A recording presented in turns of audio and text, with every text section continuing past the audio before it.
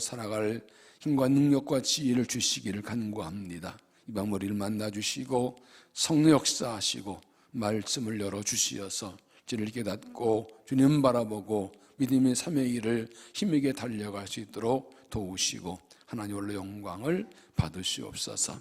예수님 이름으로 기도하옵나이다. 아멘. 우리는 모두 인생을 행복하게 그리고 성공적으로 살기를 원합니다. 어떻게 하면 성공적인 인생을 살 수 있을까요? 인생을 성공적으로 살려면 인생살이에 있는 여러 가지 일과 사건 문제들을 잘 견디고 고난을 이겨낼 수 있어야 합니다. 그런 인생에 맞는 고난과 문제 역경을 이기는 힘은 어디서 나올까요? 인생을 행복하게 성공적으로 사는 비결은 모든 일에 자신감을 가지고 사는 것입니다. 확신을 가지고, 이 자신감이 굉장히 중요합니다. 특히 그리스도인들은 하나님 자녀 모든 일에 확신을 가지고 살아야 됩니다. 이 자기 확신, 자신감과 확신을 가지려면 자기 정체성이 분명해야 됩니다. 정체성은 뭡니까? 내가 누군가 하는 것입니다. 내가 누군가를 모르면 인생을 살아갈 목적도 모르고 의미도 모르고 살아갈 이유를 모릅니다. 그래서 인생을 살아갈 힘이 없고 어려움과 고난을 만날 때 이것을 이기고 견딜 힘이 나오지 않습니다. 왜 이런 어려움을 겪어야 돼? 포기해버립니다. 그래서 자기가 어떤 존재인지 확실히 알아야 인생의 존재 목적을 알고 고난 이겨낸 인생을 살아갈 힘이 생깁니다. 미국에서 한 8년 살다 본 거 아시지요? 미국이나 어디나 미국 외국에 사는 한인들에게는 정체성의 위기가 있습니다. 특히 한인 2세들이 집에서는 한국 사람 한국말 쓰고 한국 음식 먹고 사는데 학교 가면 미국 영어 쓰고 미국 사람으로 살아야 돼요. 집에 오면 한국 사람, 학교 가면 미국 사람. 한국 사람이요, 미국 사람이요. 헷갈리는 거예요. 미국 사람 살라고 그러죠. 요즘은 한국말을 하죠. 이게 정체성의 위기, 아이덴티티 크라이시스라면 이것이 굉장히 중요해요. 나는 누구냐 이거예요. 두 가지 모습은 내가 어떤 게 진짜냐 이거예요. 그런 고민을 거쳐서 이제 자기를 알게 됩니다. 아, 나는 한국계 미국인이다. 크리스천, 코리안 아메리칸이다 하는 걸 알게 되면 이제 당당해집니다. 그래, 나 한국 사람, 미국 사람인데 한국계야. 왜? 요즘 최근에 아틀란타 같은 데서 이 아시안 증오 문제 때문에 이 한인 여성들이 죽임당하는 그 일이 있어서 지금 이 코로나 이후에 전 세계, 특히 미국에서 아시안 혐오가 많이 일어나서 안타깝습니다만 미국이라는 나라가 다인종 사회니까 유럽계, 힙스터계, 아시안 여러 출신 나라들이 모여 있으니까 태어났거나 처음에 시민권 가지면 미국 사람 맞는데 한국계다. 딱 이게 자기의 뿌리를 알고 존재를 알면 그다음에 당당해집니다. 똑같습니다. 우리는 이 땅에 살고 있지만 하나님 나라 백성입니다. 우리는 한국계 하나님 나라 백성입니다. 아멘 두 사람만 해.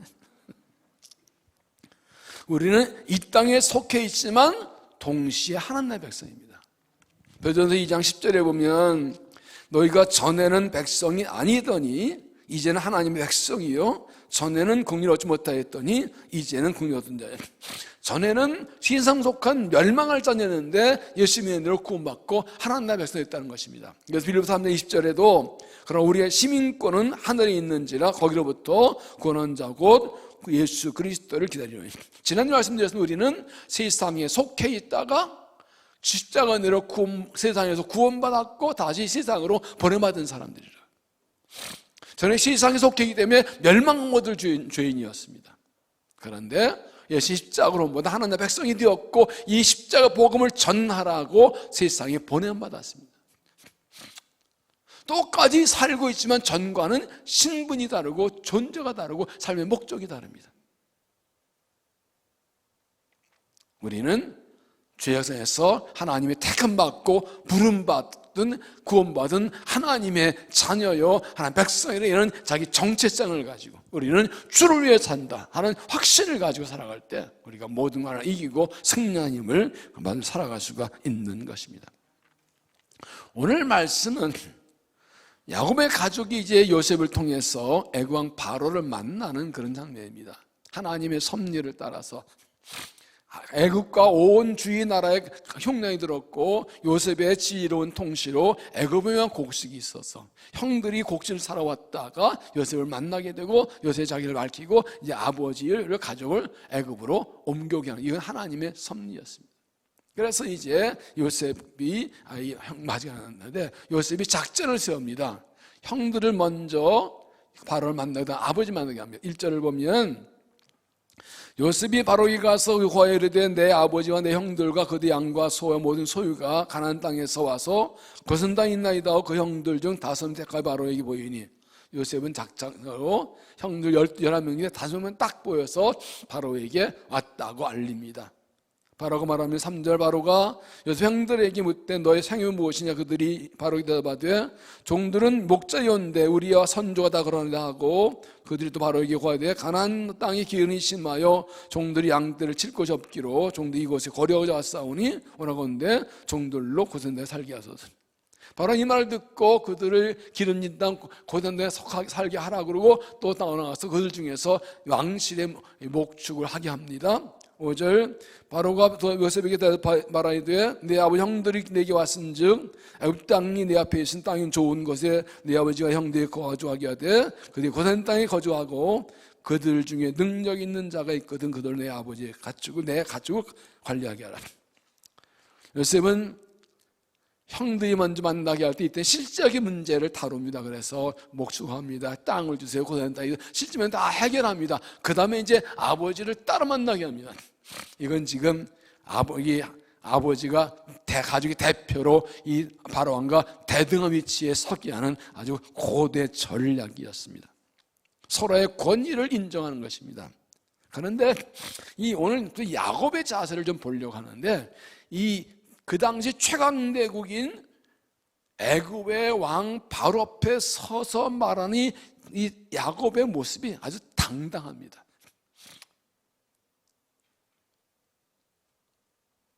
아니 자기 고향 땅에 본향에 흉년 들어서 애굽 땅에 먹을 거 있어서 온 주제인데도 당당합니다.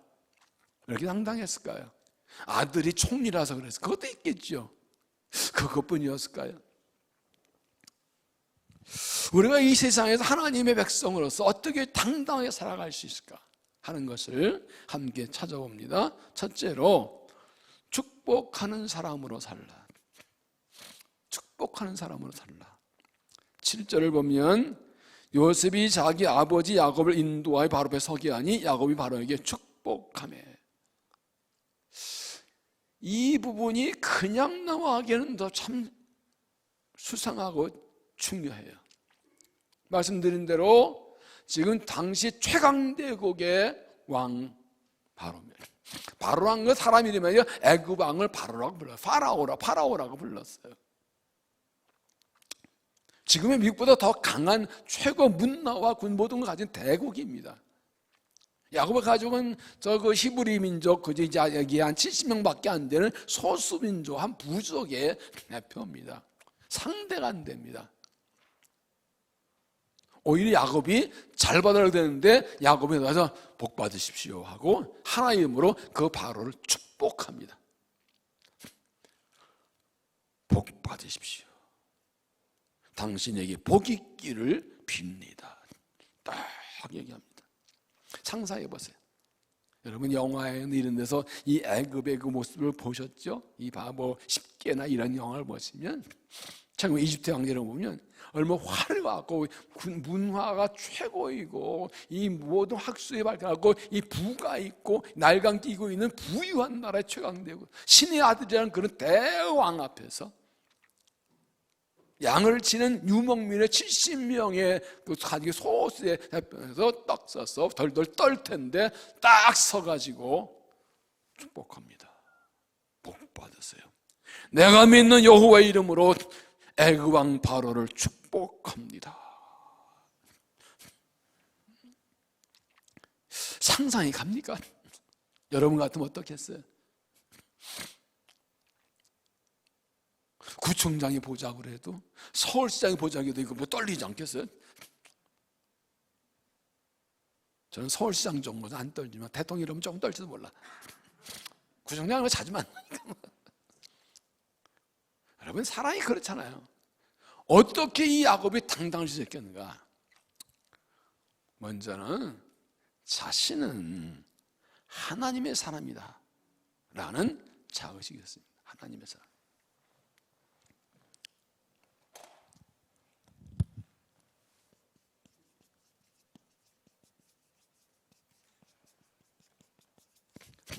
여러분, 여기서 사람이 중요해요, 하나님이 중요해요? 하나님의 사람이 중요한 거예요. 바로나 야곱이나 사람인 건 똑같아요.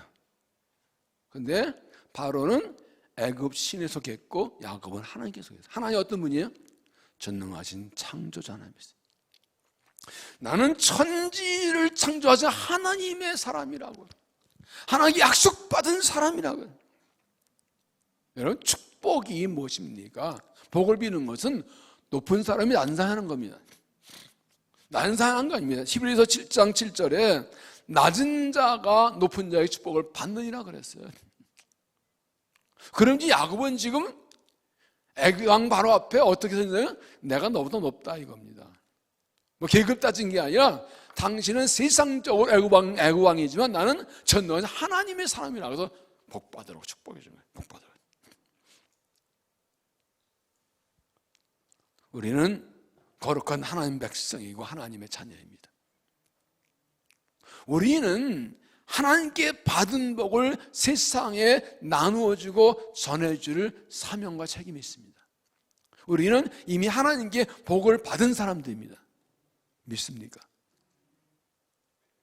하나님께 복 받은 사람입니다. 우리는 영생의 생명의 복을 받았습니다. 세상은 줄 수 없는, 알 수 없는 복을 받았습니다. 하나님만 주신 복을 받았습니다. 우리는 이 복을 세상에 흘려버리고 나눠주는 사명을 받았습니다. 그래서 하나님의 이름으로, 하나님 삶의 자신감을 가지고 하나님의 이름으로 복을 빌어주는 축복의 사람으로 살아가시길 바랍니다. 그래서 이 야곱은 마음속에 언제나 다른 사람을 축복할 마음이 있었어요. 이 마음이 참 중요합니다.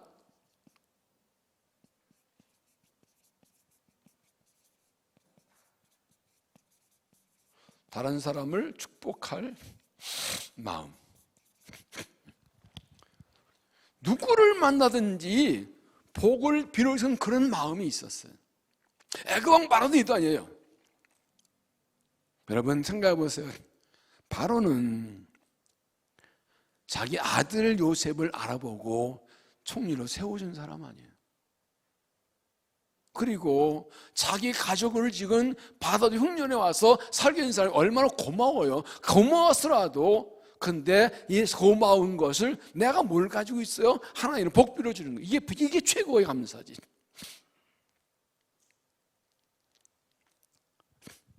여러분, 예수님께서 제자들을 전도문에서 이렇게 말씀하시죠. 마태복음 10장 12절에 또 그 집에 들어가면서 평안을 입으라. 그 집이 이에 합당하면 너희 빈 평안이 거기 임할 것이요 만일 합당하지 아니하면 그 평안이 너희에게 돌아올 것이라. 아무 가지 않고 전도로 나가다 아무 집이나 받아준 데 들어가서 그냥 거기 있으라고 하면서 들어가면 그 집에 가서 이 집에 샬롬이라고 복을 빌려요. 평안을 빌려요. 하나님이 이 집에 평안을 주십시오. 복 중에 최고 복이 샬롬이죠. 그런데 그 집이 그 평안을 받을 만한 집이면 받을 것이고 만약 그 집이 평안을 받을 만한 집이 안 되면 네가 된 평안이 네게 돌아온다. 그러니까 우리는 손해볼 게 없어요. 어떤 사람이 복을 빌어줘서 그가 복 받으면서 복 받으면 고마움 간 일이고 그게 복 받아서 아니면 그 복이 나한테 돌아오니까 내가 남의 볼 배워서 나 손해볼 거 아무것도 없어요.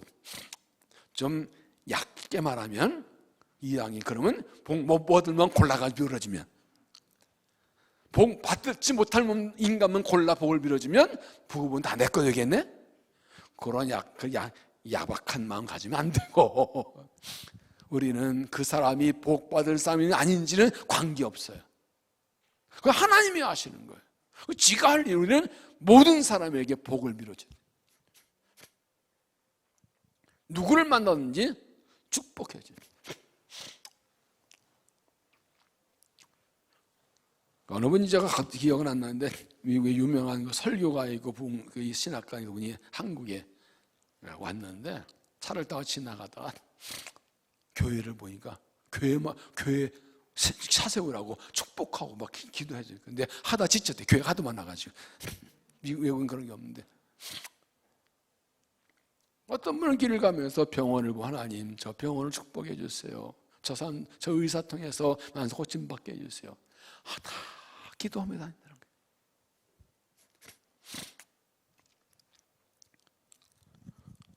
거예요. 왜 이러한 복을 빌 마음을 가졌나요? 모든 사람은 하나님께 복을 받아야 한다.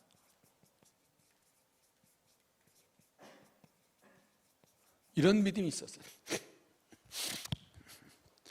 인간은 하나님이 복 받지 않고 못 산다.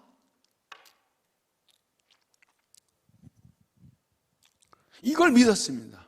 인간이 아무리 애쓰고 노력하고 난리 쳐봐야 하나님 복 주셔서 사는 거지. 애굽 왕 바로도 하나님 복 주셔서 사는 거라고 딱 말합니다. 시편 120편 1절에 하신 말씀 있지요. 여호와께서 집을 세우지 아니하시면 선자의 수가 헛되며 여호와께서 성을 지키지 아니하시면 파수꾼의 껴있음 헛사로다. 너희가 일찍 일어나고 늦게 누우며 수교떡을 먹으며 헛되도다. 사람이 별 보고 나가서 하루 종일 일하고 별 보고 들어오고 열심히 일한다고 다 잘 살면 무슨 걱정이에요? 노력한 대로 다 되면 무슨 걱정이냐고요. 그러나 인생이 그렇지 않잖아요. 하나님이 축복하셔야 사는 거지.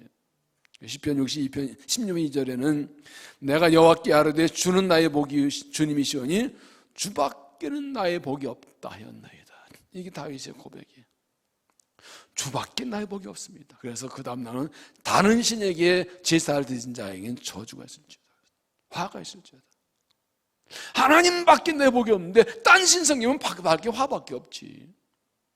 그러니까 야곱은 애굽 왕 바로도 축복해 주는 거예요.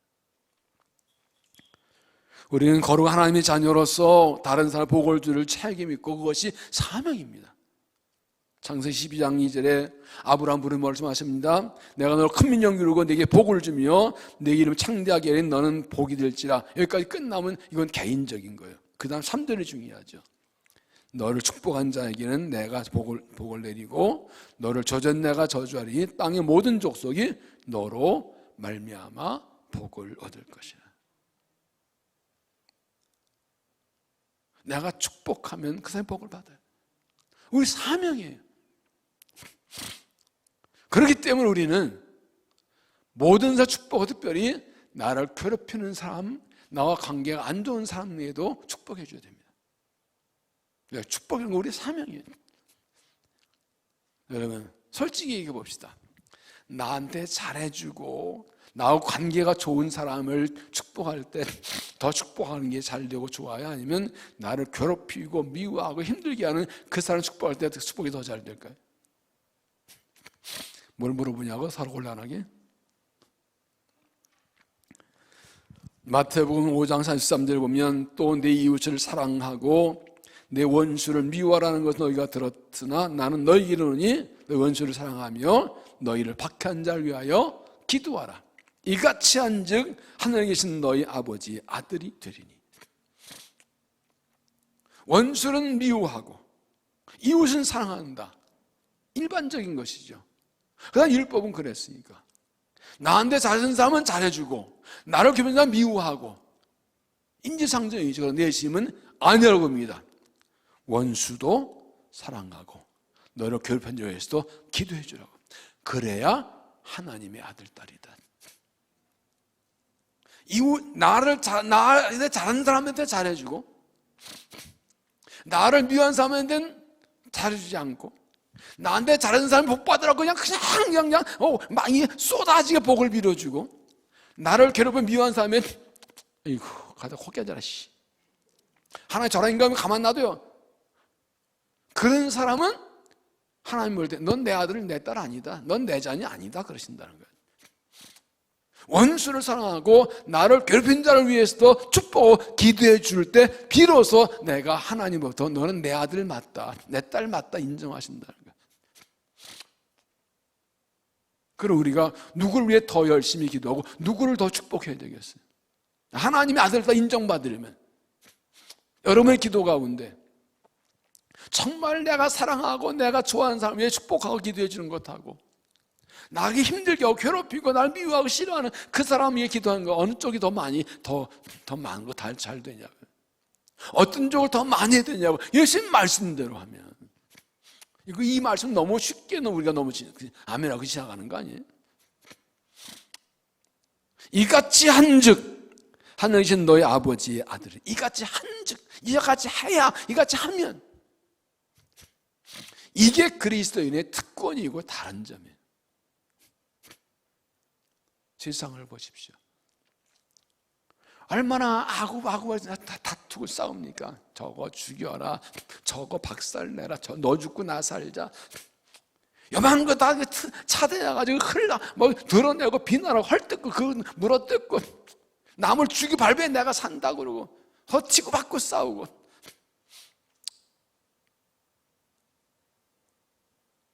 축복하냐 그냥 저주하고. 우리 그리스도인들이 뭐가 다른 거예요? 하나님 자녀가 뭐가 다른 거예요? 무엇으로 하나님 자녀임을 드러내고 보일 수가 있어요? 남들이 모를지라도 하나님 아시니, 하나님 앞에서 하나님 정말 이 말씀 따라서 모든 사람을 축복하는 기도, 쉬지 않고 죄인들을 위해, 악인들에게 회개하라고, 고통당한 자들을 위해, 나를 기쁘면서 오히려 더 기도하고. 로마서 12장 14절에도 너희를 박해한 자를 축복하라, 축복하고 저주하지 말라. 그리고 이어서 악에게 계시지 말고 선으로 악을 이기라. 그 중간에는 원수가 배고프면 먹이고 목마르면 마시게 하라 그랬잖아요. 두 사람이 있는데 한 사람은 내가 정말 좋아하는 나 잘하는 거, 한 사람은 진짜 이 못된 인간이에요. 나를 괴롭히고 정말 한마디면 인간이에요.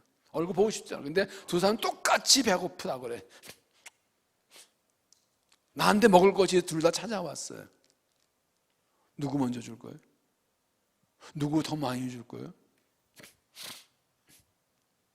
둘 다 똑같이 목마르다고 뭐가 뛰어와서 나한테만 물이 있어. 누구 먼저 줄 거예요? 누구 더 많이 줄 거예요?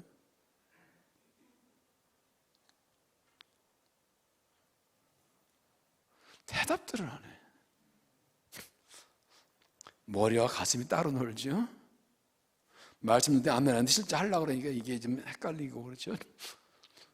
인간적인 이 생각과 이 성정으로는 쉬운 거 아니에요.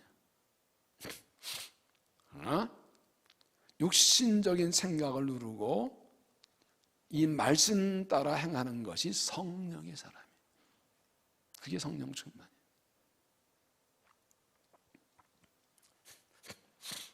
놀라운 것은요, 기도할 때 정말 나를 힘들게 하고 괴롭히고 관계 안 좋고 정말 미워할 수밖에 없는 그런 사람을 위해서 기도하는 거 쉽진 않아요. 그런데 그 기도가 진정으로 하게 되면 나에게 놀라운 변화가 일어나요.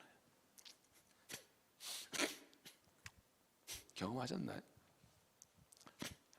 원랑 목사님이 이 얘기를 자주 하셨어요. 항상 기도가 잘 되진 않잖아요. 때로는 기도가 꽉 막힐 때도 있다고, 목사라도. 그때 회복하는 방법이 그거였다 그러세요. 정말 나를 싫어하고 미워하고 관계한 그 사람을 붙들고 축복하는 기도를 하는 거예요. 잘 될까요? 안 될까요? 잘 안 돼요. 처음부터 잘 돼 안 될까? 안 돼요. 영적 싸움이에요. 속에는 화가 나고 미워 죽겠는데 하나의 뜻이니까 성령의 순종에서 하는 거예요. 영적 싸움이죠. 치열한 싸움이죠. 처음에 억지로 하죠. 뭐 내 생각은 마음 아닌데 말씀에 따라 성령 순종해 하는 거죠. 그렇게 한참을 하면 1시간, 2시간이든 또는 때로는 며칠 마음이 움직여서 기도가 이렇게 시작하고 나중엔 그가 불쌍해서 그럴 기도 눈물이 나. 그러면 자신의 영이 활짝 열리는 것을 경험하셨다.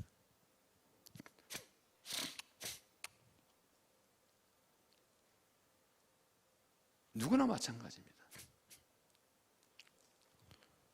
나를 위해 기도할 때나 내가 사랑하는 사람을 기도할 때, 내가 정말 아끼는 사람을 기도할 때 그 가장 고통이 안타까워서 기도하면서 그를 기도할 때 눈물 나는 거, 그건 사랑의 눈물 맞죠? 그래야 되죠. 눈물의 기도가 힘이 있어요. 진짜 사랑 눈물로 그를 기도하는 거예요.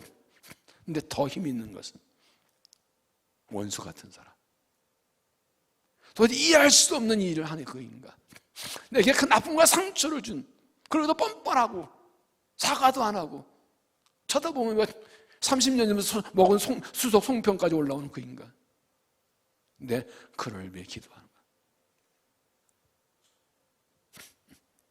진심으로 하나님 마음으로 기도하는 거야. 영적 싸움을 하지만 결국은 성령의 인도를 따라서 내 육을 죽이고 영혼을 따라서 그를 위해 기도하는데 그가 불쌍해서 눈물로 기도하는 거야. 거기까지 가면 내 영에 엄청난 변화와 축복이 있어요. 엄청 깊은 세계에 들어가요.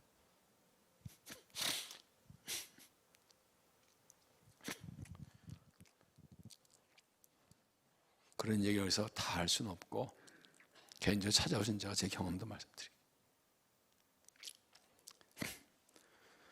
야곱처럼 언제나 어디서나 만난 모든 사람에게 복을 빌어주는 축복의 사람으로 사시기 바랍니다. 그게 하나님의 아들은 증거고 내가 사는 길이고 내가 복받는 게 하나님 기쁘시게 하는 길입니다. 하나님의 사람에는 확신을 가지고 사십시오. 언제나 뭔가 축복해 주겠다는 그런 마음을 가지고 사십시오. 모든 사람에게 복을 받는 확신을 가지고 사십시오. 악인이기에 죄인이기에 그야말로 하나님의 은총과 축복이 필요한 사람이에요. 그야말로 누구보다 그 사람이 가장 필요한 사람이에요. 우리는 복을 받은 사람으로서 복을 나눌 사명인 것을 알고 모든 사람을 축복해서 축복의 통로로 쓰임받는 믿음이 되시기를 바랍니다. 두 번째는 하나님 앞에서 삶을 돌아보라. 하나님 앞에서 삶을 돌아보라. 8절, 바로 야곱에게 묻되 네 나이가 얼마냐? 야곱이 바로에게 이르되 내 나그네 길의 세월이 130년이니이다. 내 나이가 얼마 못 되니 우리 조상의 나그네 길이 연재 믿지 못하나 험악한 세월 보내다 하고 야곱이 바로에게 축복하고 앞에서 나오냐.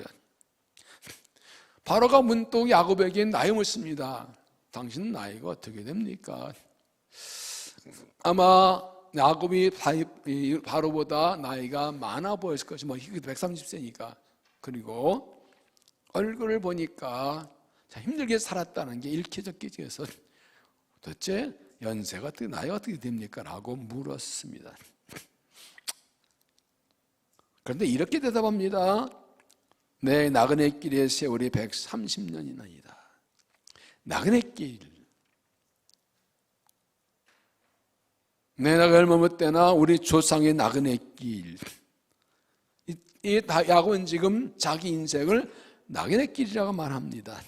인생은 한 거 정착해 사는 것이 아니라 떠도는 나그네 같습니다. 그리스도의 삶은 나그네 길입니다. 이 세상 우리가 살 곳이 아닙니다. 우리는 그러나 정접 떠나는 나그네가 아니라 돌아갈 본향에 있는 사람들입니다. 누가 그러대요. 인생은 그래서 그 삶은 다리 위를 지나가는 것이라고. 다리 위는 사는 데요, 지나가는 데요. 다리 밑은요, 거지가 사는 데. 다리는 지나가는 데예요. 우리는 하나님 나라를 향해 가고 있는 사람들. 우리 영원한 본향은 하나님 하늘 나라예요. 인생길은 다리 위를 지나가는데 다리 위에 집 짓는 사람은 참 미련한 사람이죠. 히브리서 11장 14절에 보면 그들이 이같이 말하는 것은 자기들의 본향을 찾는 자임을 나타냅니다. 그들이 나온 바 본향을 생각했더라면 돌아갈 게 있었으려니와 그들이 이제는 더 나은 본향을 사모하니 곧 하늘에 있는 것이라. 이 히브리서 믿음의 사람들은 다 하늘 본향을 바라보고 있다고. 이 땅의 믿음을 살면서 많은 고난과 역경과 환난을 당하며 살았지만 다시 돌아가려 하지 않았다. 나온 집으로. 아브라함이 다시 갈 때 안 돌아가는 것처럼 그들이 이 죄악성에 살다 구원받았고 하나님의 때문에 하늘날 보러 살아갔지 저 죄악성 땅으로 멸망해서 다시 돌아가지 안 했다는 겁니다. 이게 그리스도인들. 4절에 보면 야곱의 아들들이 이렇게 말하지요. 그들이 또 바로에게 고하되 가나안 땅에 기근이 심하여 종들이 양떼를 칠 것이 없기를 여기 종들이 이곳에 거류하려고 왔사오니 원하건대 종들 고생을 따릅니다. 여기서 그들은 거주하다는 말을 쓰지 않습니다. 일반적으로 거주하는 말은 야사보는 사칸이라는 단어를 사용했는데 여기서는 사르, 구루라는 말을 써서 이것은 머물다, 체류하다. 그래서 거류라는 말을 우리는 번역했는데 이 야곱의 아들들 말 우리가 여기 영원히 살려고 아니라 가나안 땅에 흉년들 먹을 게 없어서 애굽에 잠시 머물려고 왔습니다. 이 말은 뭐예요? 언젠가 흉년이 당하면 우리는 고향으로 돌아갑니다. 이것은 이 야곱의 아들들이 애굽 왕 바로에게 부담 중에 한 것도 있습니다만 근본적으로 자기들은 유목미 떠돈다라는 걸 말하는 겁니다. 유목이 원래 풀을 찾아 돌아다니는 사람들이죠. 그런데 이들은 가나안 땅 돌아갈 걸 말합니다. 야곱의 아들과 가족들이 항상 애굽에 영원히 살지 않고 가나안 땅 돌아가 생각한 것처럼 우리는 항상 이 땅에 머물지 않고 나그네인 줄 알고 하나님 나라 돌아갈 걸 생각하며 살아야 된다는 것입니다. 이건 뒤에 좀 더 자세히 말씀드리겠습니다. 계속 보면 내 나이가 얼마 못 되니 우리 조상의 나그네 기런지 믿지 못하네다. 당시 애굽 사람들은 가나안 땅 사람보다 이 수명이 길지 않았던 것 같습니다. 그렇기 때문에 바로가 어떻게 저렇게 나이 많은 분이 있나 그러고 머리가 희다니까 물어봤던 것 같습니다. 근데 말합니다. 나 103 사시는데 오래 사셨네 그러는데 뭘요? 난 얼마 못 살았어요. 예, 그렇습니다. 아브라함은 175세까지 살았고 이삭도 108세 살았으니까 거기에 비하면 103세는 어린 거죠. 왜 이렇게 말했나요? 분명히 야곱이 바로보다 나이가 훨씬 많은데 나이 많으면 폼 잡을 것 같은데 난 얼마 못 살았어요 라고 하는 걸 말합니까? 나이가 많은 것이 그 자체가 자랑은 아니라는 겁니다. 왜냐하면 나보다 오래 산 사람이 훨씬 더 많기 때문에. 나이 든 분들이 젊은 사람들한테 그러지요. 요즘 너는 늙어봤냐? 나는 젊어봤다. 맞아요? 틀려요? 맞아요. 그러니까 젊다고 폼 잡을 거 없어요. 나도 젊어봤다고. 그렇다고 나이 많은 것 자체가 무슨 벼슬은 아니에요. 나보다 오래 사는 사람도 많아요.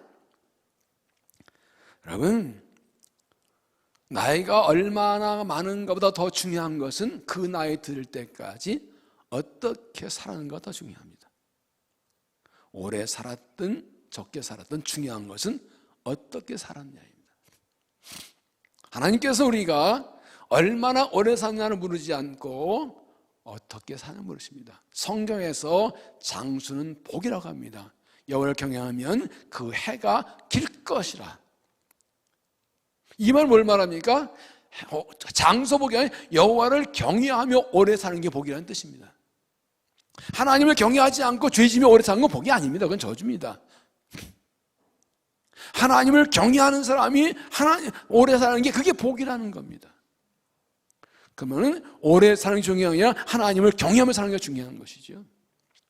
예를 들어 돈이 많은 게 중요한 것이 아니라 그걸 어떻게 벌었고 어떻게 썼느냐가 중요한 거죠. 높은 자리에 있는 게 중요한 게 그 높은 자리에서 얼마나 남을 도움을 성교에 사는 게 중요한 것이죠. 공부 많이 하는 게 그 많은 공부한 것을 어떻게 남을 유익하게 하면 살았느냐, 주를 위해 사느냐는 것이죠. 자주 이제 인용하지만 무디가 수많은 사람을 전도했지만 그는 초등학교도 못 나왔습니다. 어느 교회에서 집회할 때 막 설교하는데 영문학자가 찾아와가지고 무디 선생이 은혜 받았는데요. 근데 이게 대중 앞에서 좀 문법을 잘 지키셔야죠. 오늘 명사 사용 7번, 동사가 3번, 부사 7번, 형은 4번 틀리셨다고 막 적어가지고 보여줬어. 이거 고치라고.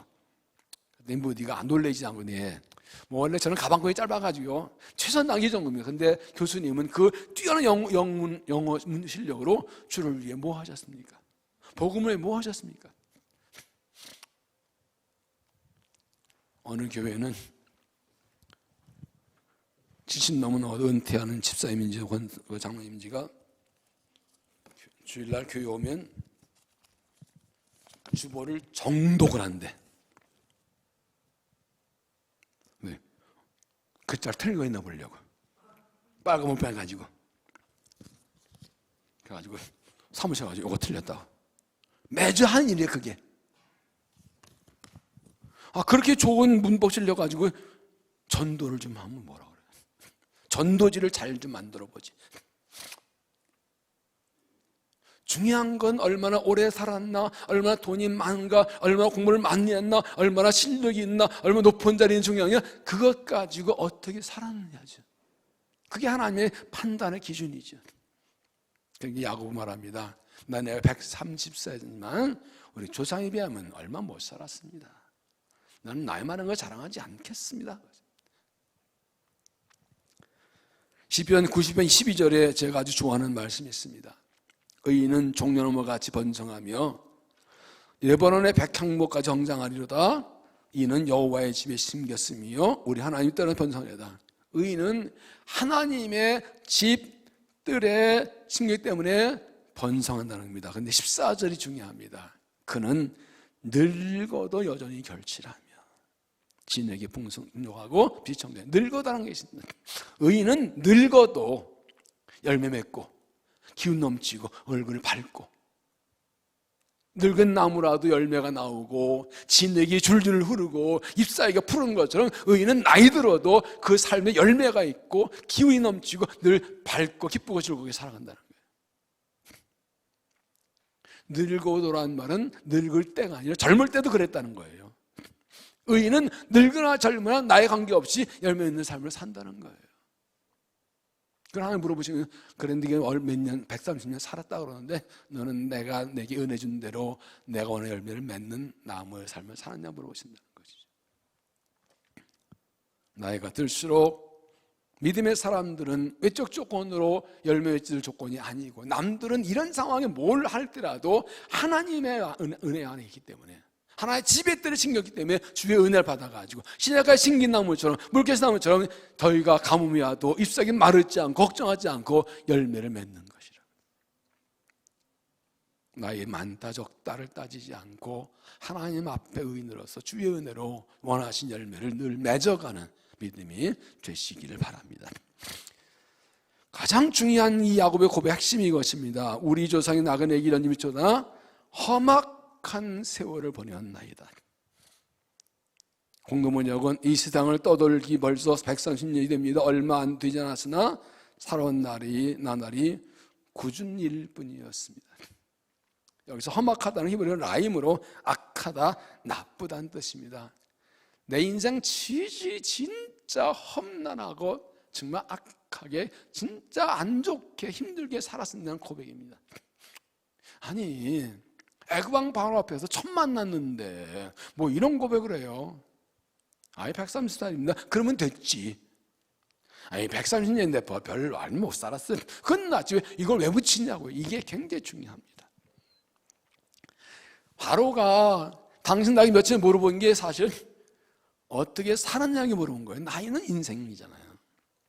당신은 누구냐고 물어본 거거든요. 문득 자기 인생이 쫙 지나갑니다. 한순간에. 130년의 세월이 쭉 지나갑니다. 야곱의 고백처럼 인생은 고난 세월, 우리도 다 같이 참 험한 세월 살았슈. 산전수전 다 겪고 살았다고. 여기 연세 드신 분들 7학년, 8학년 되신 분들은 정말로 그런 고백들을 하실 수밖에 없을 거예요. 얼마나 상관없이 다 험악한 세월을 살아왔습니다. 여러분, 야곱이 이 바로와의 만남에서 이런 고백하라는 것은 이 바로와 만남이 자기 인생에서 아주 중요한 의미가 있다는 걸 보여줍니다. 야곱의 생애를 보세요. 태어날 때부터 쌍둥이로 태어났어요. 뱃속에서도 싸웠어요. 싸우다가 간발의 차로 밀려가지고 나왔는데 동생이에요. 쌍둥이도 뭐 태어날 때 얼마 차 태어난 거죠? 내가 보기엔 야곱과 에서 차이는 뭐 1분도 안 됐을 것 같아. 막 발등이 자꾸 나왔다 그랬으니까 내가 거의 같이 나와. 뭐 몇 초 차이 아닐까? 얼마 약올라. 그러니까 내가 형이 되는데 막 엄마가 짜고 그냥 이 장작은 뺏으려다가 또 들켜가지고 혼나가지고 도망가고 뭐 얼마나 힘든 세월을 살았어요. 젊은 나이에 도망가서 생편 보러 외갓집 가서 20년 살면서 막 속임당하고 뭐 별짓 다 당하고 겨우 돌아왔는데 또 아들들이 또 요셉을 죽여 벌받아서 죽었다고 거짓말해서 또 까먹 속고 돌아보니까 그 인생이 얼마나 험악한 일과 사건이 많은지 험악한 세를 살았다는 고백이 한마디가 인생 전체를 확 얘기해 주는 거예요.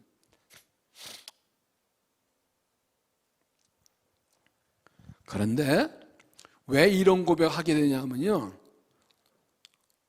야곱은 지금 이 애굽 땅에서 내가 죽는다는 걸 압니다. 앞에 46장 3절에 야곱이 요셉이 있는 애굽으로 가려 할 때 벌섭에서 제사들이 하나님이 말씀하셨죠. 하나님이 이르시되 나는 하나님이라 내 아버지 하나님이 애굽으로 내려갈 두려워하지 말라. 내가 거기서 너로 큰 민족 이루게 하리라. 내가 너와 함께 애굽으로 내려가기고 반드시 너를 인도하여 다져올 것이며 요셉이 그의 손으로 너의 내 눈을 감기리라 하셨더라. 이 말은 무엇입니까? 내가 너를 보내고 내 후손이 돌아오겠지만 너는 거기서 죽을 거다. 이 말이 생각난 거예요 지금요. 이제 바로 앞에 섰는데 내 인생이 가는 땅 못 가고 여기에 죽는 거구나. 인생이 딱 돌아오는 거예요. 이 말은 무엇입니까? 결국은 이 말은 내 인생이 험난한 세월을 살아왔지만 여기까지 살아온 것은 하나님의 은혜였습니다. 그 고백이에요. 내가 실수하고 죄짓고 넘어지고 하나님 아프게 하고 했지만 하나님은 나를 놓지 않으셨습니다. 그리고요, 하나님 약속이 있잖아요.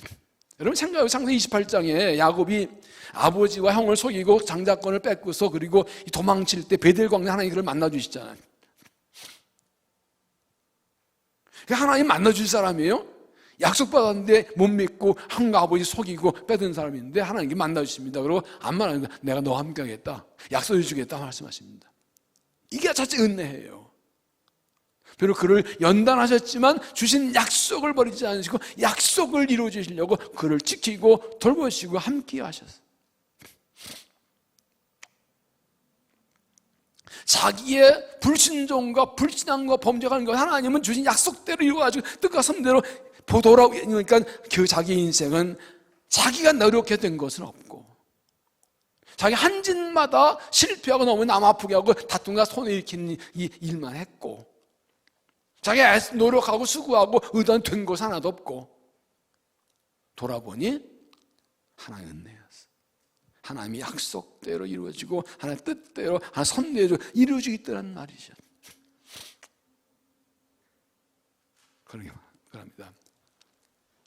험악한 세월을 살았습니다 말은 그냥 야곱이 하나 안 믿는 사람이고 하고 보겠다면 이건 인생의 넋두리겠지만 하나님의 이름을 축복하면 하는 말이라고, 하나님의 사람으로 서서 하는 말이라고. 그래서 뭐예요? 은혜로 살았습니다. 그래서 가나안 땅에서도 흉년이 들어서 굶어 죽을 것 같았고 아들 요셉도 잃어버려 끝난 줄 알았는데 보니 요셉은 살아있고 총유돼 있고 그 때문에 살 길을 얻어 흉년피에 살 길을 거기 와 있으니 이게 은혜 아니냐. 내가 보기엔 험악한 세월을 살았지만 여기까지 온 게 내가 애굽왕 바로 앞에 당당히 서 있는 게 이게 하나의 은혜라고. 이걸 지금 고백하고 있는 거예요. 여러분, 누군가가 나에게 연세가 어떻게 되셨어요? 물어보면 뭐라 대답하시겠습니까? 내 몇 살을 대답할 때 무슨 마음으로 대답하시겠습니까? 내 인생을 내가 지금 몇 년을 살았는데 내 인생을 딱 돌아보면 뭐 어떤 걸 깨닫습니까? 하나님 앞에서 너 어떻게 살았냐 하나님 물어보시면, 또 하나님 물어보시면 뭐 한 말 뭐라 대답하시겠습니까? 사람들에게 뭐 다 똑같이 힘들게 살았죠 그러지만 하나님의 사랑 앞에서 속으로 뭐라고 고백이 나와요? 은혜로 살았습니다. 살아온 게 은혜입니다. 이 고백이 중심으로 나오게 되죠. 은혜 아니면 살아갈 수가 없네. 나의 모든 것 다 주의 것이니 호흡마저도 다 주의 것이니 은혜 아니면 앞으로 어떻게 살까요? 내 인생이 앞으로 얼마나 남았는지는 모르지만 지금까지 은혜로 살아왔으면 앞으로도 주의 은혜로만 삽니다. 은혜 아니면 살 수 없습니다. 내 인생이 얼마 후에 끝나고 그렇더라도 하나님의 약속이 이룰 것이고 주의 뜻을 이루고 지금까지 온 것도 주님의 뜻대로 온 것입니다. 하나님 앞에 진심으로 하나님의 은혜로 살았습니다. 내가 보기에 내 잘못, 내 실수, 연약함으로 고난과 연속, 실패 연속, 문제가 많았지만 하나님은 내 인생에 함께 하시고 나와 동행하시고 약속 이루시고 주 뜻대로 여기까지 오게 하셨습니다. 이런 고백을 하나님을 찬양하고 주의 은혜를 감사하고 주를 의지하고 살아가는 믿음이 되시기를 바랍니다. 세 번째는 하나님의 약속을 바라보고 살라. 약속을 바라보고 살라. 27절에 보면 이스라엘 족속이 애굽 고센 땅에 거주하며 거기서 생업으로 번성하였더라. 이 말을 설명하는 것이 앞에 11절 12절입니다 11절 12절을 보면 요셉이 바로 명령대로 그의 아버지와 그 형들에게 거주할 곳을 때 애굽의 좋은 땅 람셋을 그들에게 주고 소유로 삼게 하고 또 그의 아버지와 형들과 그의 아버지의 온 집에 그 식구를 따라 먹을 주 봉양하였다. 여러분, 이게 11절 12절에서는 먹을 걸 주어서 먹고 살겠다고 하고 27절에서는 생업 번성했다고 그랬습니다. 가나안 땅에 흉년 들어서 애굽으로 옮겨와서 거기서 맘 놓고 살면서 잘 먹고 잘 살고 아들 낳고 딸 낳고 크게 번성 큰 민족 되어갑니다. 이건 첫째는 하나님의 섭리, 둘째는 은혜입니다. 여러분 13절 이하에 보면 이제 충년이 나가오자 애굽 사람들이 못 살겠다고 그럽니다. 그래서 제발 먹을 거 달라고. 가축을 내놓을 테니까 주세요. 뭐 집을 내겠어요. 뭐 땅을 내놓겠어요. 자기는 몸을 내놓겠다고. 그래서 차근차근 요셉은 이걸로 해서 이 땅을 다 사들여서 이 전국토를 국유화합니다. 그 땅은 무슨 땅이요? 애굽 땅이요. 그들은 누구? 애굽 사람이에요. 그들은 배고파 절절절 매고 집도 옷, 땅도 다 못 나누는데 야곱의 가족들은 잘 먹고 잘 삽니다. 이걸 뭐라고 두 글자로? 은혜. 이게 하나님 백성과 아닌의 차이예요.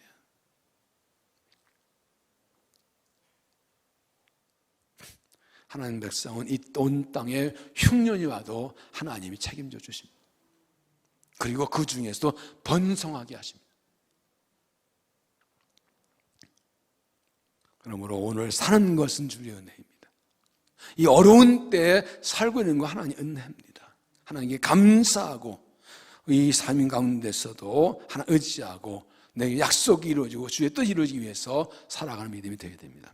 오늘 중요한 것은 그래서 이제 27절의 천국 번성은 하나님 약속도 된 것입니다. 28절 야곱이 애굽 땅에 17년을 거주하였으니 그의 나이가 147세라 이스라엘 죽을 날이 가까움에 그의 아들 요셉을 불러서 그에게 이르되 이제 내가 내게 은혜 입은 청하노니 내 손을 내 허벅지 아래 넣고 이내 성실함으로 내게 행하여 애굽에 나를 장사하지 아니하여 돌아가라. 내가 내 조상과 함께 눕거든 너는 나를 애굽에서 내어다가 조상의 묘지 장사라. 야곱은 자기가 죽을 날 가까움을 알고 요셉에게 말합니다. 나 죽으면 애굽 땅 묻지 말고 내 조상의 가나안 땅에 묻어달라고. 고향은 가나안이라고. 누구나 고향이 그립지요. 외국에 살더라도 멀리 살더라도 죽을 때는 고향에 묻히고 싶어하는 거죠. 내가 나고 자란다니까요. 그런데 지금 야곱은 단순히 육신의 고향이기 때문에 그런 것이 아닙니다. 그 땅은 약속의 땅입니다. 가나안 땅 약속 땅입니다. 하나님께서 아브라함에게 내가 이 땅을 너 내 손에 주겠다 말씀하시고 이삭에게도 여기다 말씀하신 땅입니다. 지금 흉년피에서 지금 이 애굽에 와 있지만 이거 하나님의 섭리와 약속 때문인 것이고 반드시 돌아가서 그 땅을 내 자손에게 주실 줄로 믿습니다. 그 믿는 이 때문에 얘기한 겁니다. 요셉은 대답합니다. 30절 요셉이 또 이르되 내가 아버지의 말씀대로 행하리이다. 야곱이 또 이르되 내가 맹세하라. 그가 맹세하니 이스라엘이 침상머리에서 하는 경배하니라. 놀랍게도 요셉도 죽을 때 똑같은 맹세를 하게 합니다. 50장 24절에 요셉이 형제들이 이르되 나는 죽을 것이나 하나님이 당신들을 돕으시 당신이 이 땅 인도하여내서 아브라함과 이삭 야곱에게 맹세하신 땅에 이르게 하시리라. 요셉도 하나님께서 자기 백성들을 반드시 가나안 땅으로 인도하실 줄 믿고 선포했습니다. 요셉이 또 이스라엘 자손에게 맹세시키 이르기를 하나님 반드시 당신을 돌보시리니 당신이 여기서 내 해골을 메고 올라가겠다 하라 하였더라. 요셉이 애굽의 총리이기 때문에 자기 아버지 죽을 땐 자기 아버지를 가나안 땅에 옮겨가 이 장사했지만 요셉이 죽은 후에는 아직 아니잖아요. 그러니까 그대 놔뒀다가 모세 인도로 애굽에서 나올 때 이스라엘 자손들이 요셉의 해골을 가지고 가서 가나안 땅에 묻습니다. 철저하게 아브라함도 이삭도 야곱도 언제나 야곱도 요셉도 애굽에 있으면서도 항상 가나안 땅을 바라보고 살았어요. 약속에 돌아갈 것이라는 걸 가졌어요. 여러분 이 가나안 땅은 우리에게 하늘나라의 상징입니다. 우리는 이 땅에 살고 있지만 하늘나라를 바라보며 삽니다. 애굽 땅이 이스라엘 백성의 영원히 살 땅인 것처럼 이 땅 우리가 살 것이 아닙니다. 영원히 하늘나라 우리의 영원한 본향입니다. 우리는 거리로 갈 것입니다. 로마서 8장 24절 우리가 소망으로 구원 얻었음에 보이는 소망이 소망이 아니니 보는 것을 바라리 만약 우리가 보지 못하는 것을 바라면 참으로 기다리지. 우리는 눈을 보지 못하는 영원한 하늘나라를 바라보며 삽니다. 그러므로 그리스도에는 이 세상에 마음을 두지 않아야 됩니다. 이 세상에 마음을 뺏기지 않아야 됩니다. 아까 말씀드린 것처럼 다리 위에 사는 겁니다. 뭐 많이 가지고 누리는 거 그거 그렇게 중요하지 않아요. 놓고 갈 거예요. 고린도서 3장 1절에 그러므로 너희가 그리스도와 함께 다시 살리심 받았으면 위의 것을 찾으라. 거기는 그리스도께서 하나님 우편 앉아 계시느니라. 위의 것 생각하고 딴 것 생각하지 말라. 이는 그가 죽었고 너희 생명이 그리스도와 함께 하나님 안에 감췄습니다. 우리의 생명은 하나님께 있습니다.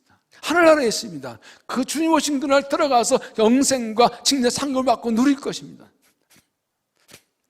그 하늘나라 영광에 비하면 이 땅이 아무것도 아닙니다. 로마 8장에 우리가 장차받을 영광은 우리가 지금 당하는 고난은 장차받을 영광과 좋게 비교할 수 없다.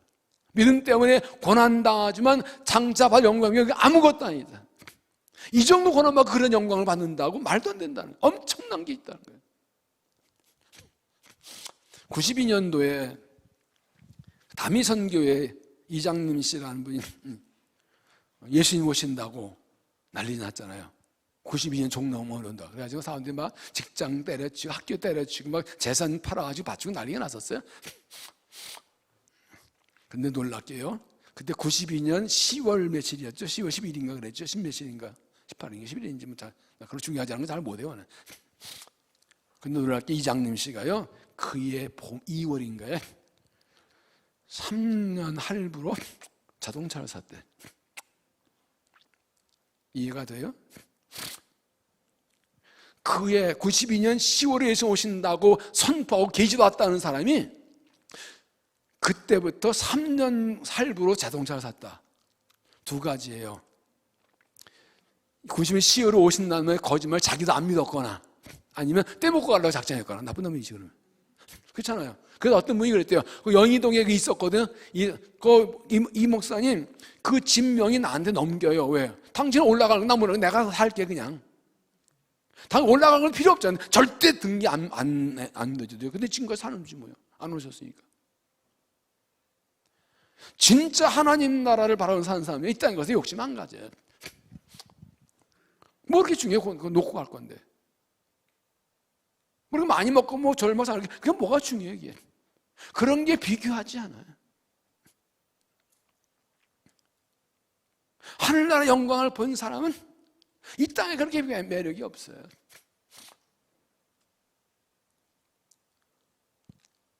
요한계시록 나오는 하늘나라의 그 모습 보십시오. 황금길에 12 진주문에 모든 보석을 다 갖다 깔았대. 진짜일까요? 진짜일까요? 그런 집에 살고 싶어요. 가니까 동전 전체가 다 길이 황금이에요. 기둥마다 진주이고 보석들이가 굴러다녀 그냥 번쩍번쩍해. 사실일까요? 사실 아니라고 봅니다. 저는 그보다 더 좋습니다. 인간의 말로 표현할 수 있는 최고 표현이 그렇지 아니 하나님 나라가 영광의 아름다움이 인간의 말로 표현할 정도면 그건 뭐예요? 훨씬 좋은데 아무리 모든 화려함을 다 통해도 표현이 안 돼. 그게 최고예요. 어느 정도예요? 그곳에는 해와 달이 필요 없다. 하나님이 빛이 되십니다. 끝났어요. 슬픔과 눈물과 없고 죽음, 고통, 죽음 없다. 끝났어요. 무슨 더 필요해요? 12진주문의 황금 이거는 부석인 거예요. 이거를 알고 믿는 사람은 난 그렇게 남보다 잘 먹고 돈 많이 벌고 높아지고 이거 아둥바둥 싸우지 않아. 그게 인생의 목적 아니에요.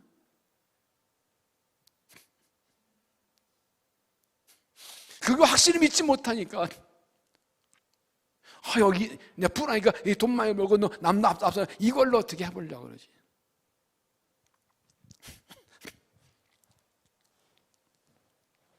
그래서 이렇게 묻는 겁니다. 예수님이 한 분이면 충분합니까? 주님이면 충분합니까? 성 어거스틴이 밤새 늦게까지 성경을 묵상하다가 기도 잠들었는데 꿈에 천사 나타나서 하나님께서 당신에게 뭘 주고 싶었는데 뭐 바랍니까? 나는 바란 게 없습니다. 주님밖에는요.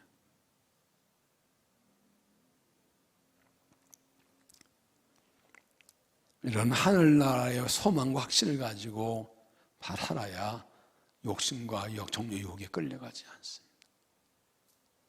그런 거 비교해도 하지 않고 주님 만족을 살아갈 수 있는 겁니다. 그래서 우리는 무엇보다도 하나 약속을 믿는 믿음을 가져야 됩니다. 하나님은 약속하신 대로 이루어 주신다. 이걸 믿어야 됩니다. 야곱은 하나님께서 할아버지 아브라함에게 아버지 이삭에게 또 나에게 약속하신 것이니 내가 이 애굽 땅에서 죽더라도 내 후손들에게 하나님께 반드시 그 땅을 차지하게 하실 줄 믿습니다. 이 믿음 가지고 나간 거예요. 그래서 요셉에게 내가 죽으면 나를 애굽의 향상이 말고 그 가나안 땅에다 묻어달라. 막벨라고 그래. 어머니 할아버지 아브라함, 할머니 사라, 아버지 이삭도 다 거기에 묻혔거든. 가나안 땅에서 아브라함이 돈 주고 산 유일한 땅에 사라가 죽었을 때 그 막벨라굴 그것이 그는 그 땅 아직 가나안 땅 자기가 아니지만 그 작은 땅 하나가 하나님의 약속이 있다는 상징으로 딱 사가지고 있었던 거예요. 거기만 요즘 말은 그 작은 땅 하나만 아브라함 이름으로 등기가 돼 있어요. 상징이었어요. 야곱도 나도 거기 묻어주라. 우리의 이름은 하늘나라에 기록되어 있어요. 하늘나라에 우리 집 등기 다 있어요. 누가 그러대? 어이구 지금 아담 이후로 지금까지 여기 세상 왔다가 간 사람들이 엄청 많은데 수백억이 수천억이 될 텐데 그 사람들 다 들어갈 집이 있겠나 천국에? 네? 어떤 사람이 그래서 천국의 크기를 성경에 나오는 그 길이를 현대 길이를 해서 계산해 봤대요. 그랬더니요, 아담이 지금까지 났다 죽은 사람들이 다 들어가도 천국은 반이 안 찬대. 걱정하지 말아요. 나 들어가 충분히 있어요. 너무 당연한다면 아멘도 안 하네.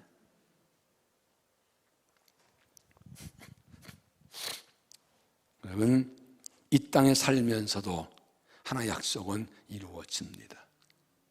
내가 죽었는데 우리 자손들에게도 이루어질 겁니다. 믿습니까? 진짜 믿습니까? 오늘 힘들고 어렵지만 내일은 하나의 뜻이 이루어지고 약속이 이루어질 것입니다. 시편에 말씀하지요.